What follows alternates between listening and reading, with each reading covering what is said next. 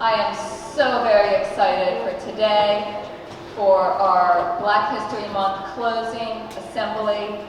We have some awesome stuff planned to share with you today, and we will also have an opportunity for a brief open mic at the end if any of you feel so moved to stand up and share your personal thoughts on Black History Month or on the things that you hear today.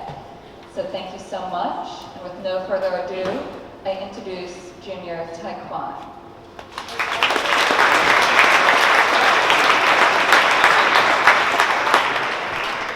Welcome to our closing celebration of Black History Month. We are especially excited to have the middle school here with us today, seeing that most of our activities completed this month were done in upper school. Over the past few months, we have challenged you all to ask yourselves, what does Black History Month mean?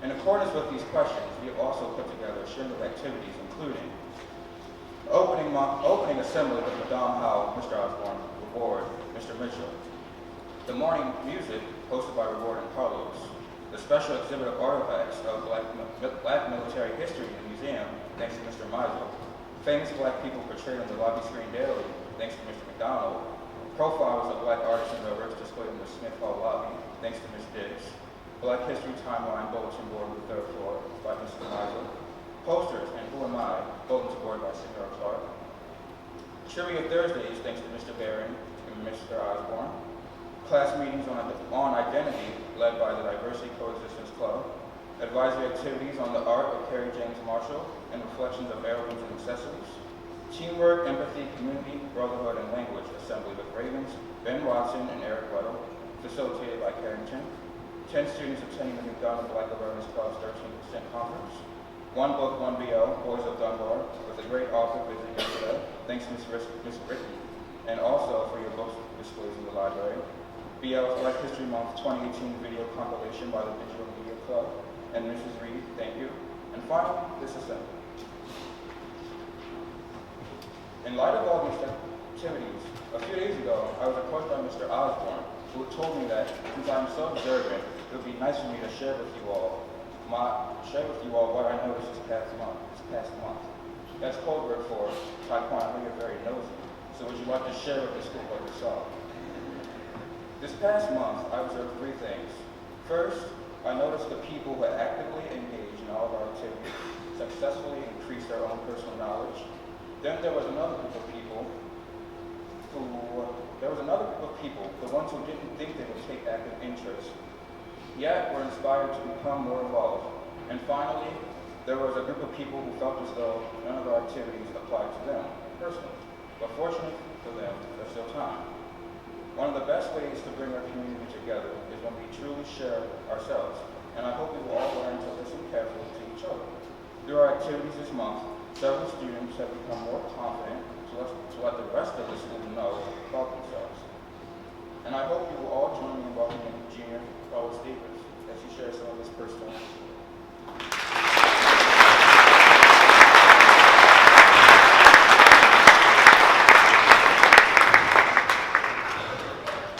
Good morning.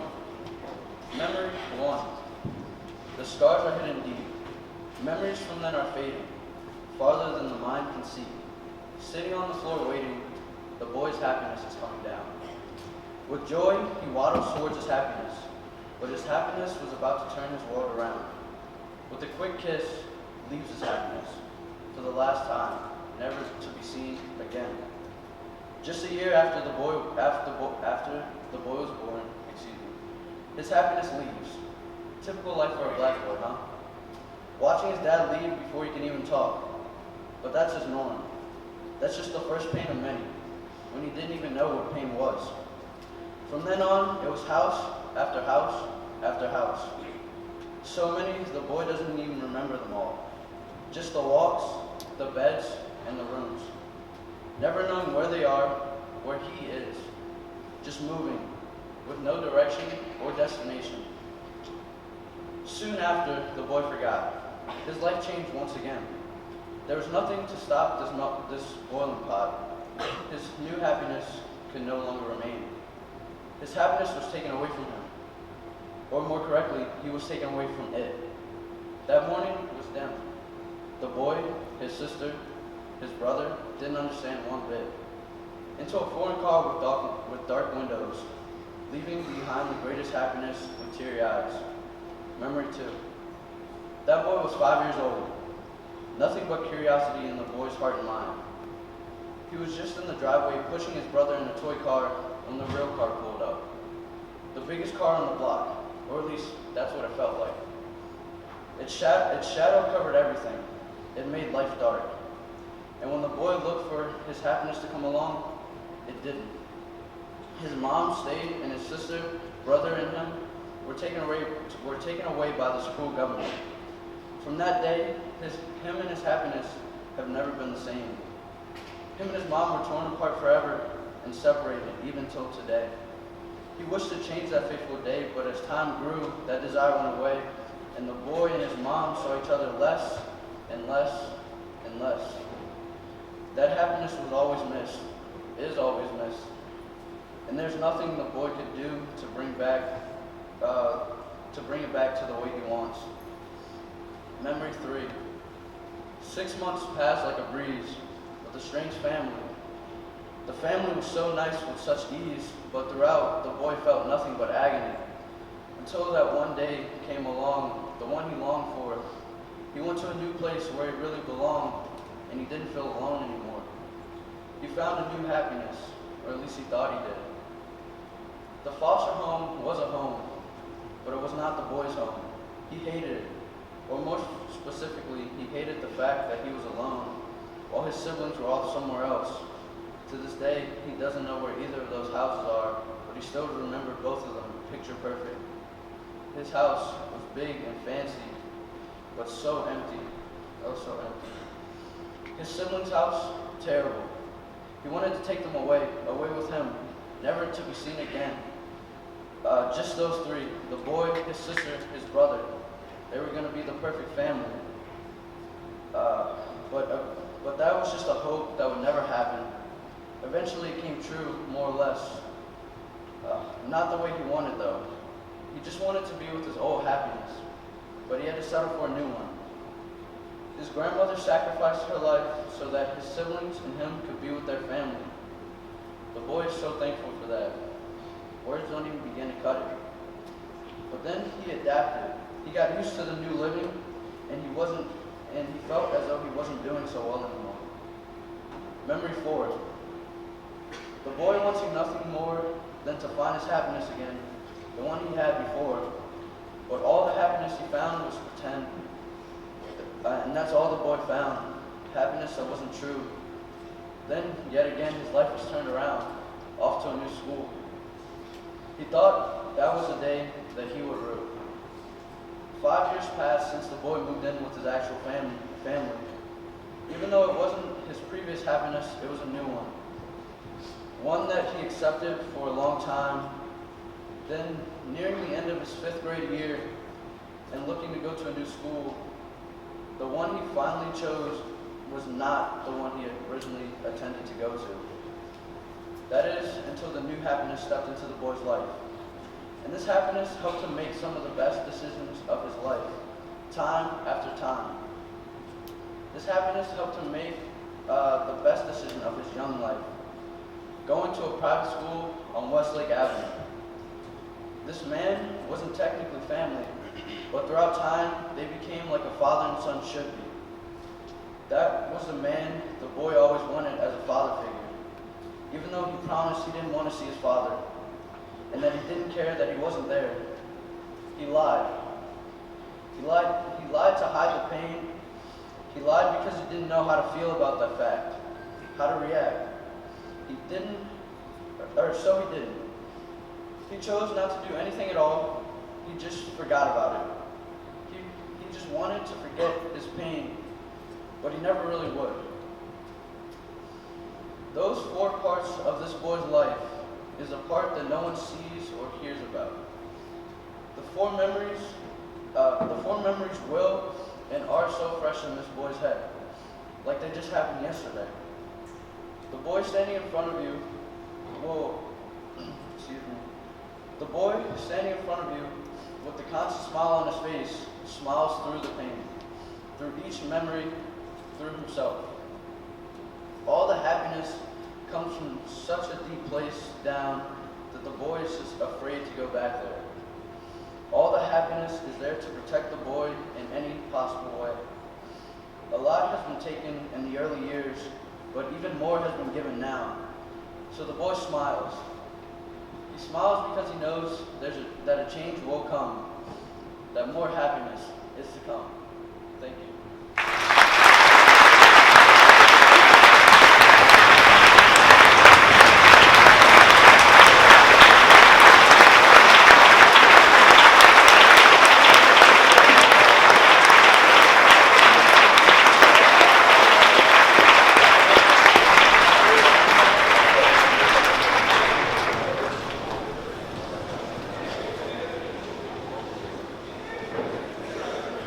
Sit with that for just a moment. Those were some amazing personal things. Thank you, Carmen. All right. So today is March 1st. March 1st is the start of Women's History Month. Since Garrison Forest School is our sister school, and today is March 1st, which starts Women's History Month, I am excited that we have a guest here to tie these two important months together with reflections on her personal experience as a young Black woman. Kenya Chase Mercer is a junior from Garrison Forest School and the co-head of the Black Student Alliance Club. As the leader of this club, she helps raise awareness of the Black community within Garrison's High School. She is an avid dancer, singer, activist, actress, and painter, and she is very excited to share her story with you today.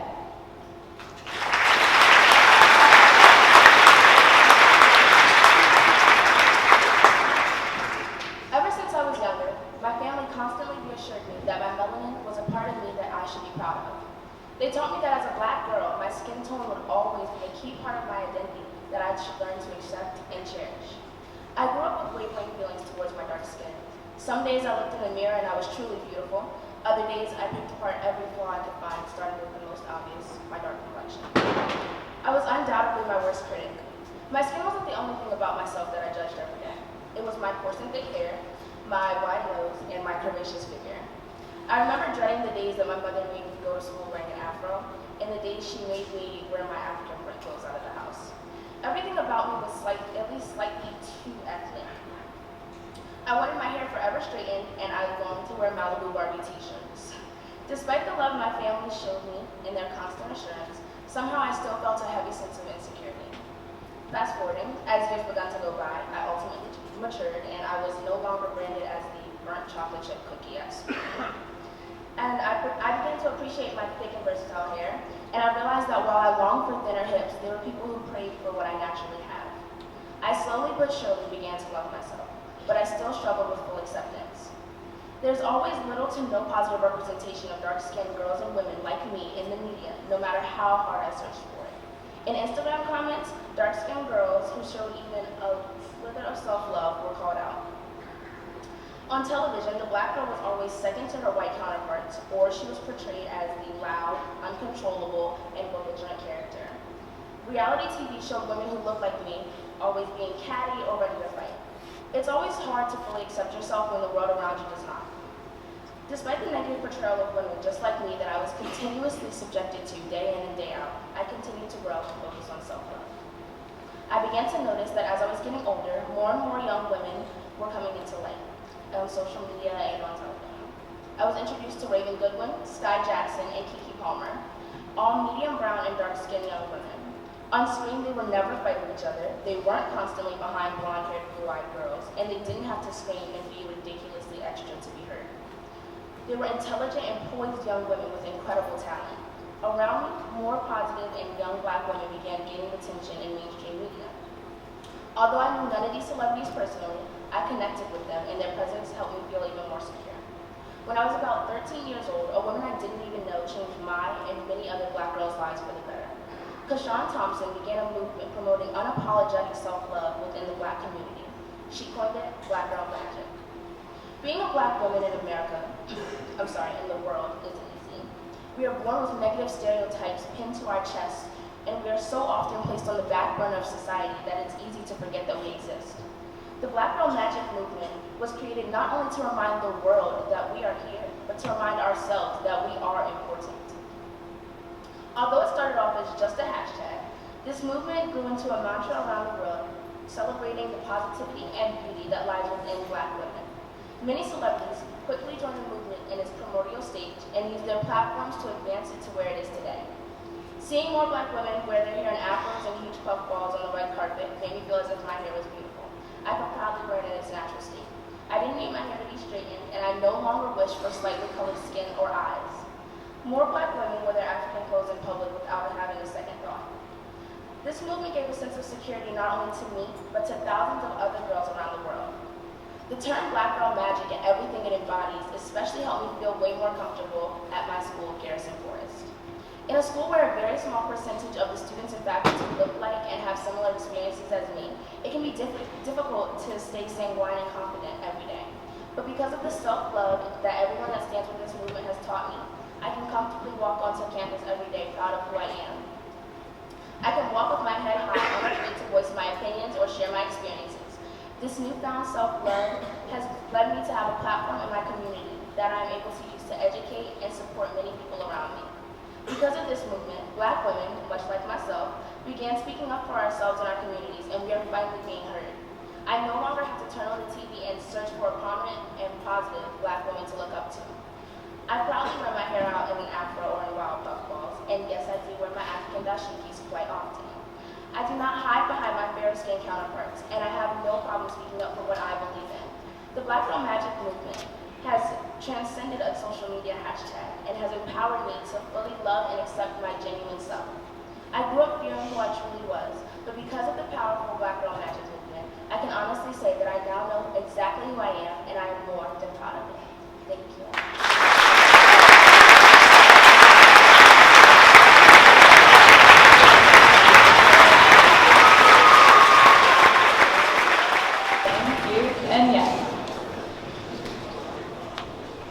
And now, we have a wonderful singing interlude for you, the Black National Anthem.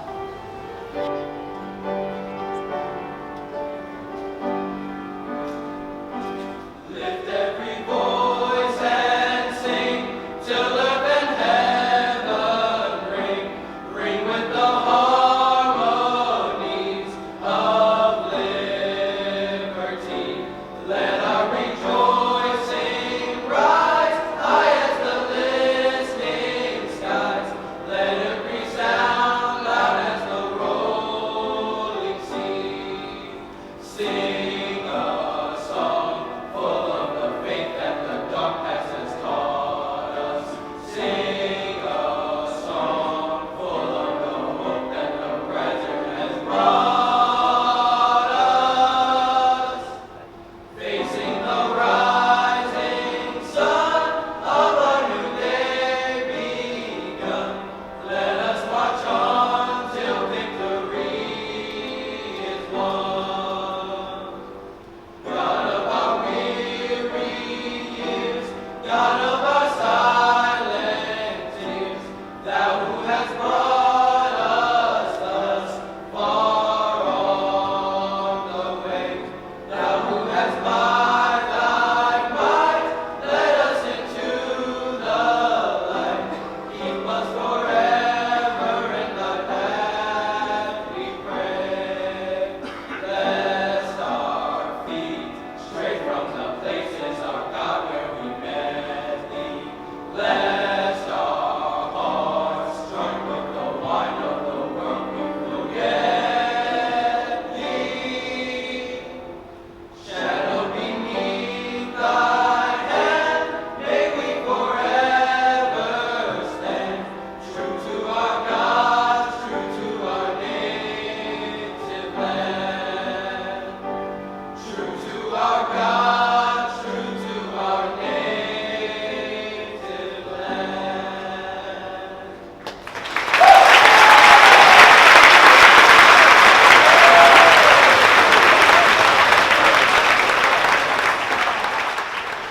Dear future students of color, I hope you're having a wonderful time at what's probably your first predominantly white school. This is a little bit of advice for you all. Think of it like a survival guide, or the best tips and tricks. First, let's talk about code switching. Most likely, you've said some words and phrases, or spoken in a way that seems different. You're going to learn quick that you have two ways of speaking, and that is okay. It all helps for when it's time for a job in the workforce. Next, sports. If you play them, great. If you don't, also great. We're here to show the best our culture and race has to offer. From brains to bronze and all in between. For the athletes, you might get the famous line, "What sports do you play? Football and basketball?" Don't worry, however, because soon afterward, they'll realize the stereotype they reference and just sit there. And you'll sit there. And it will be awkward, but then you respond and continue like it never happened. And that brings me to my next point, microaggressions. They will follow you wherever you go. From jokes about why you're athletic, to body size, music you like, possible opinions you may have, where you live, jokes about the darkness and heat, or touching your hair. And oh, don't forget about my favorite one, the black voice. The moment where other students try to mimic and imitate the slang and accents you and your fellow students of color use. At first, you may sit silent and let it blow over, but you can't stay silent forever because it will eat you up, and your classmates will never learn that way. If you feel comfortable enough, tell someone respectfully that they just made a stereotype out of you, and remember that they probably did not want to do that. I hope they will respond kindly with an oops and I'm sorry, because they don't want to hurt a fellow classmate. This is how we will all learn to understand and respect each other. If you don't feel like you can point out a microaggression or you feel alone, just go find faculty members and other classmates you can relate to. You'll have white friends, but it's also important to rely on the bond that exists amongst you and your fellow black peers. The bond which expresses genuine understanding of and love for one another. The most important thing is no matter where you go, you can be yourself. Talk how you want, and they'll understand your slang, references, and struggles. For the faculty, they are always there for you. Finally, cherish Black History Month. Embrace it and use it as a time to educate and show your school the history and greatness that isn't taught in the classroom. True Black excellence lies within Black History Month. You can loosen up and be yourself, because every reference you make, the people you mention, the accents you may have, the slang you may use, it's all one step away from being a moment of education for those who are unaware. Whenever we step into school, we are acknowledging the Little Rock Nine, and we must stay strong, keep our heads up, and march forward. Sincerely, Carrington Scott. Thank you.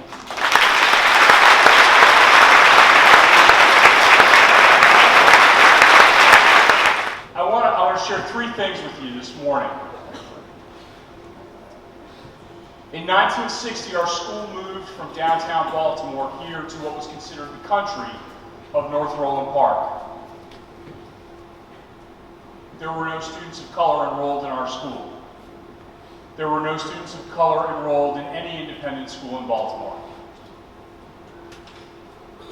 The first student of color to graduate from Boys Latin is Stephen Wright. He's a member of the class of 1969. Dr. Wright talks about having met Headmaster Jack Williams, who deliberately had a conversation with him about the possibility and the opportunity to come to this school, about the opportunities, yes, that he would have, but also the responsibility.